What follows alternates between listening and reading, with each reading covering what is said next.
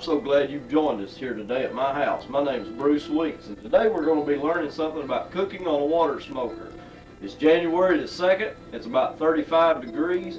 The wind's blowing real hard outside, been blowing all night long. Just about took the tin roof off this old house that I live in.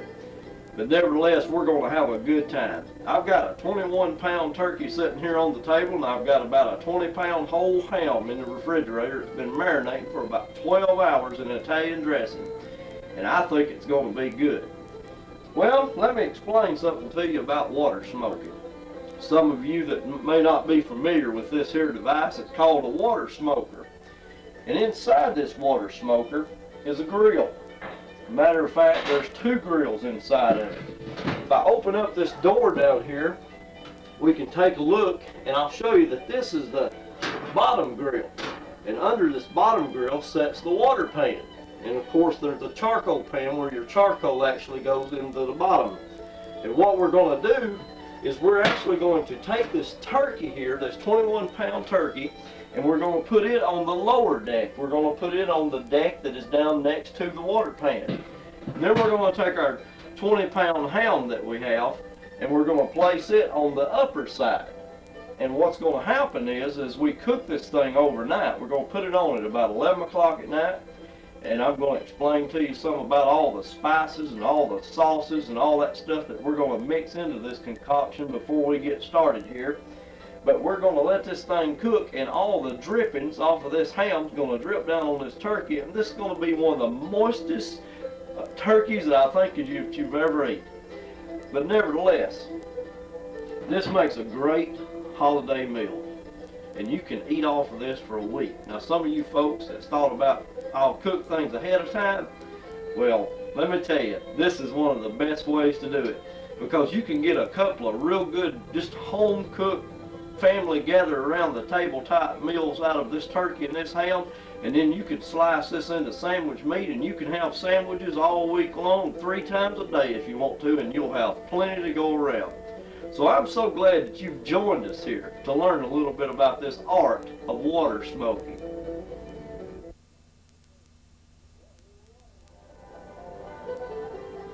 Well, here we are. We got our turkey and we got our ham and we got all of our spices here, and we're getting ready to cook this thing. Getting ready to have some good eating. So just sit back and get ready to have a good appetite. Okay, one of the first things we want to do whenever we get a turkey, and this is a rather large turkey, is we want to undo the legs. We want to take the legs out of this little piece of plastic tie here that holds them in, and we want to pull the neck out of the cavity of the turkey. You may see this neck right here, and most of the time they will take the neck in any store-bought turkey and they'll stuff it up into the cavity of the turkey, and a lot of people use that in dressing a lot of things. And so also on this end, if we turn the turkey over and we open up this part, we'll find a bag of giblets. And we want to make sure and get that out. One of the most embarrassing times that I ever had was one time I did a turkey. I took it to a church function dinner, and then I had cooked it and forgot to take this thing out. We was carving the turkey, and one of the elderly ladies that was walking through there said, "Well, what is this?" And she reached in and she pulled out this bag of giblets. And everybody started laughing, and I was really embarrassed about the whole situation. But first of all, don't tear this plastic tab off of the end of the turkey, but leave it on there because you're going to need it, because you're going to have to hook the legs back up together. One of the first things that I do is I take an onion, a whole onion, and I'll take this onion and cut it completely in half, such as this. And I'll take this onion and stuff it up inside the cavity of the turkey. And a lot of people like to use dressing, like to make dressing and put inside the turkey, but I just say to heck with the dressing. I'd rather have some good flavor in this turkey. So I stuff it with onion.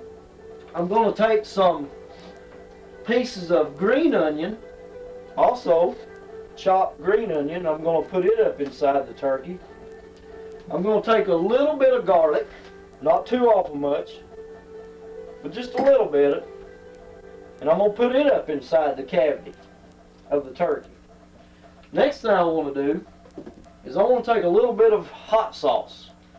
You may use Texas Pete, you may use cayenne pepper, whatever your choice is, and I'm going to pour some of that up in there. Some of you may be going, ooh, oh boy, that's really going to be hot. But it's really not that hot. It just gives it a real good flavor on the inside. Okay, a little bit of white wine Worcestershire sauce always makes it taste pretty good. We'll pour some of that up on the inside of it. Now we'll take these legs, we'll pull this piece back up, we'll fold up that end right there, we'll pull this piece back up, and we'll lock these legs back in place, because whenever we start smoking this turkey, we don't want these legs to fall off, and we want it to be very presentable when we pull it out of the smoker. And I can guarantee you that this turkey will be absolutely beautiful whenever I pull it out of the smoker tomorrow morning. The next thing I want to do is I'm going to take a little bit of Creole seasoning, and I'm going to smother this turkey with Creole seasoning. I'm just going to pour it over the top of it, and it's a hot seasoning, but you won't be able to taste any of this. I'm going to rub it down into the skin of the turkey. Now, I don't really know how much of this will penetrate this turkey right at the moment, but as it starts to cook, it's going to be pretty good. I'm going to take a little bit of garlic powder, sprinkle some garlic powder over the top of it, a little bit of onion salt. We'll put some onion salt over the top.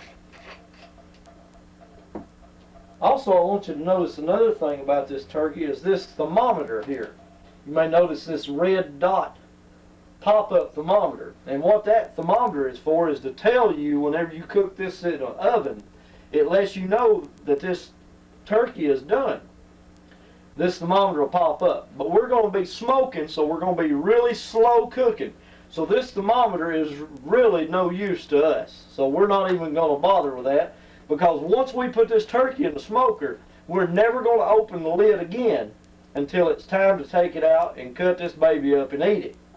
Okay, one last thing that I want to do before I get this turkey ready to go inside our smoker is I'm going to cover it with barbecue sauce. And my suggestion is that you just use whatever your favorite brand of barbecue sauce is. Personally, I like Cattleman's. Personally, I like Kraft. I like Colonel Poole's from L&J. Just any type of barbecue sauce that you like.